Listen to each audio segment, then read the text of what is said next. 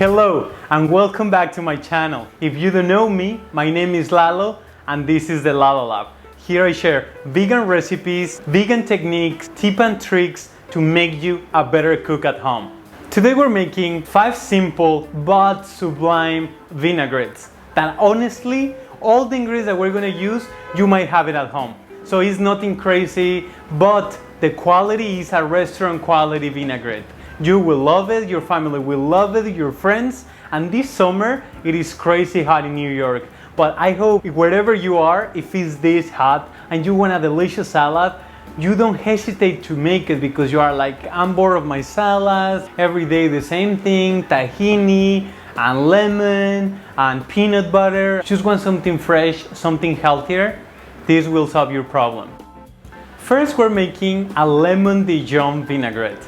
I know it is really common, but it is a staple and you should know how to make it because this vinaigrette is great for almost all the salad. You can use it on top of steamed vegetables or sauteed vegetables, or you can marinate something in them, maybe some carrots. But the best thing is that it's a little bit creamy thanks to the mustard. It's gonna help us to create a more stable emulsion. And if you wanna know more about emulsions and what they are to understand vinaigrettes and how they work, go to my Instagram because I made an IGTV there where I went in depth and I explained to you how you can make vinaigrettes, what is the secret for vinaigrette without any chemical emulsifiers. So let's start with our lemons. The first thing we're going to do is we're going to roll them on the cutting board because we want to make them softer. We're going to make it easier for us to squeeze the juice and more if the lemons were in the fridge. We're going to use the zest. Yes, the zest. It is very oily and it contains a lot of the aroma and flavor of the lemons. So we don't want to miss out on that flavor and just throw away our lemons. And remember, we just want the yellow part and just pass it once from the bottom to the top and that's it. Don't pass in the same spot twice. Otherwise, it's going to taste really bitter and I'm sure you are not gonna like it. And the good thing about these vinaigrettes is that we can put everything in the bowl and mix it and then that's it. So it's very simple. You can use one of these lemon squeezers or by hand. If you do it by hand, just try to use a sieve or a small colander. If you know me from my other videos, I like to be more precise and I like to be able to replicate the things that I do. That's why I'm using a scale now. Next time that you're trying to do a vinaigrette, like this one is gonna taste the same flavor if I use the same amount. You can make it just randomly by eye, yes, but when you nail a recipe, you can just replicate it with the same amounts, and I love that about using a scale. 13 grams of mustard, Dijon mustard. I love olive oil, not just because it's healthy, but because it's gonna add a really nice flavor. So from this, we're gonna add the double of the amount of the lemon juice. So this would be 90 milliliters. And also we're gonna use maple syrup to round up the flavors and the acidity from the lemon. This is only to give a little bit of sweetness. We don't want an overly sweet vinaigrette. So it's just very little. Salt is the only thing that I don't measure because salt tolerance is different from everyone, you know. You might like more salt and I like less, so I leave that for you. So here we're gonna use a whisk, but let's say you don't have a whisk at home, you can use a fork, or even if you don't have a fork, a spoon could work. And what I would do is just start at the bottom, start mixing it. And if you want for this vinaigrette to be more emulsified, the only thing you're gonna do is put it in the blender. Blend it for 10 seconds, that's it.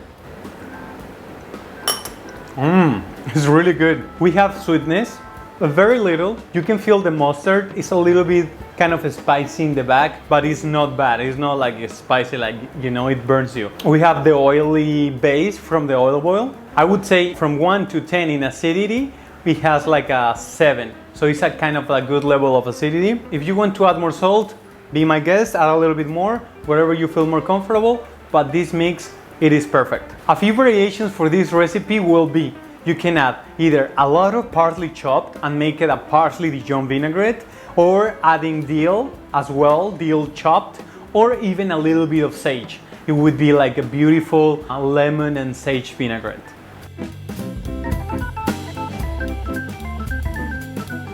Next in line, we're going to make a watermelon and lime coulis. Coulis is the term used for vinaigrettes made with fruit.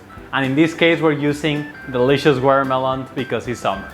We're just gonna cut our watermelon and then insert our knife here. We're trying to get as much as we can, so all the red part, try to don't leave any, because that will be a crime. Just remove the black seeds. If it has these white seeds, leave them, it's fine. So we're just gonna cube this irregularly. Doesn't have to be perfect. And we're gonna put these on the blender. You can use a NutriBullet, but you can use a regular blender as well. Okay, so now we're gonna use the lime zest and the juice. Really quick, like I explained in the lemon vinaigrette, just one time. You don't want the white part, you just want the green part. Roll it, and then bang. Ooh, this is going to be delicious. This vinaigrette, you can use it to dress fresh salads. Any fruit salad will go really well. You can use a watermelon salad, maybe with kale or collard greens, some nuts and some seeds and some dry fruits, and then just add a little bit of this vinaigrette to reinforce the flavor of the watermelon. A little bit of salt. So we want to add a little bit of that kick, fresh black pepper. This basically is by taste more than anything, but you want to be generous. Lastly, we're going to add olive oil. Here we're going to blend until it emulsifies for about like 20 seconds or so. Okay, so look at this consistency. It is not super thick, but it's not that thin as well. So let's taste it. Yummy, it's really good. The sweetness in the watermelon with the lime juice like kind of balance each other. It needs salt. You can feel the fattiness of the oil, you know? It is really good. The texture, it is kind of creamy. I would recommend to use this for greens that are thicker, like lacinato kale. Don't use it for baby kale or arugula. You can, but in my personal opinion, it would be better for thicker greens than thinner greens, more delicate. But if you still want to use it, you can. Just add a little bit less. As long as the green is dried, it's going to be okay.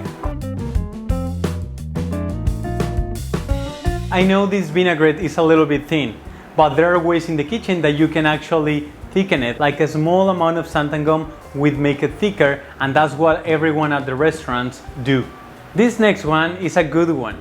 We're gonna make a sesame and tamari vinaigrette. You can use it for cabbage salad, carrot salad, kelp noodles, cold noodles, buckwheat noodles, any kind of cold noodles. I think it will work really well. But also like a mix of daikons, even with peaches. You know, now that there are season, like a peach salad or even watermelon. It would be like heavenly, contrasting, amazing. Okay, so let's start first with the tamari. If you don't have tamari, you can use soy sauce, unless you are gluten-free. We're gonna roll it like before and use the zest. This thing is amazing, really. It gets all the juice out. Now we're gonna add the oils. Toasted sesame oil. This is just going to be very little, because otherwise it's going to be super potent and strong. We're gonna add now a few drops of chili oil. If you don't have chili oil, something that you can do is adding some chili flakes. That would work too. And to end it, add olive oil. Let's whisk it. Con ganas. Con ganas means like with a lot of emotion, with passion, with, you know what I mean. Mix it. Yes, you want to incorporate the olive oil, the sesame oil with the acidic ingredients and the tamari. And also incorporating that lime zest, you want to take it out all the oils into the vinaigrette. Now you can see that it's a little bit emulsified temporarily. And now we're going to add our last ingredient, toasted sesame seeds. You can toast this in the pan or in the oven. But to make it quick and fast, in the pan, 5 minutes, but don't stop moving your pan, if not they will burn. We want to have a lot because this is what is going to add that crunchiness. Oh, and also I love them so much. The toasted sesame seeds, when you bite them, the toastiness is really good. The soy with the lime is amazing. In the back, just a kick of the chili oil. I really like it.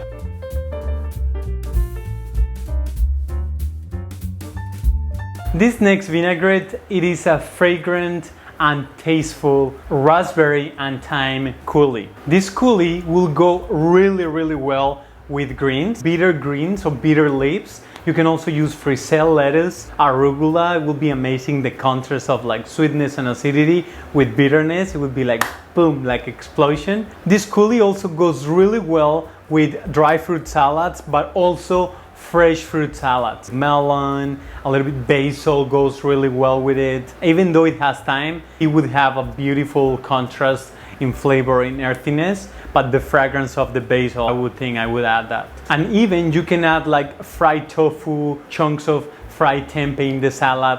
It will go amazingly. This vinaigrette is very simple. We're gonna add all our raspberries, the thyme leaves. We're just going to remove the thyme leaves from the thyme. To make it easier, you can hold it from the top and then just slide it down, and then you get the leaves. So we're gonna add about 5 to 6 sprigs of thyme, because we want a really nice flavor in there. Just a splash of white balsamic vinegar.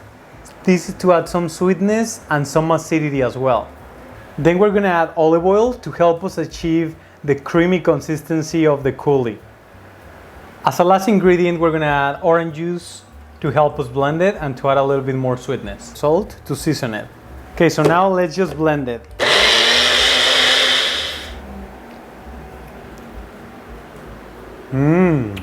My goodness, it's really good. I can really feel the thyme exploding in my mouth and the acidity of the raspberries. Wow, it is really good.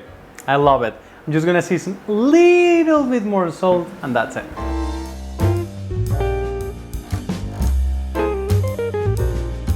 The next one and the last one, I save it for last because this one is a universal vinaigrette. It is fabulous, citrusy, fragrant. You can use it almost for everything. Use it on top of your grilled vegetables. You can use it with tofu. You can use it with soy proteins. You can use it with salads, even with a little bit of noodles to add that freshness if you want it so heavy, with some fresh herbs. It is just delicious and basically another universal vinaigrette.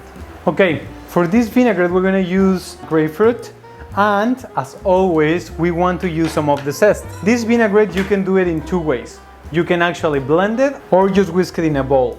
We're gonna do the same with the lemon, orange as well.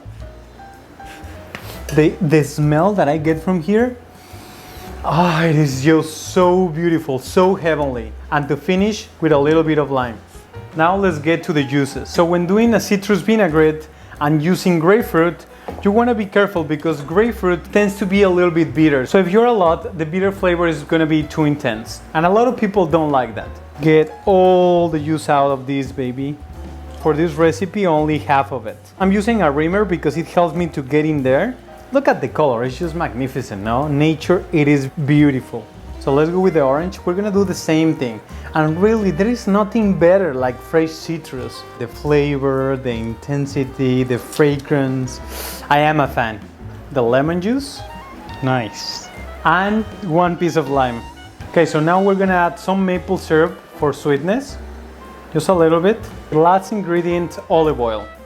The good thing also about this vinaigrette is that it yields a lot and it is very cheap. Some salt. Black pepper, fresh grounded. You want that flavor, that earthiness. And now let's just heat it. See this consistency? Let's taste it. Oh my God, I love it so much. You can feel all the citruses. The grapefruit kicks at the back. It is kind of sweet because of the orange and then the maple syrup. But it is balanced. It's not that sweet, it's not overly acidic, it's fresh too. Beautiful.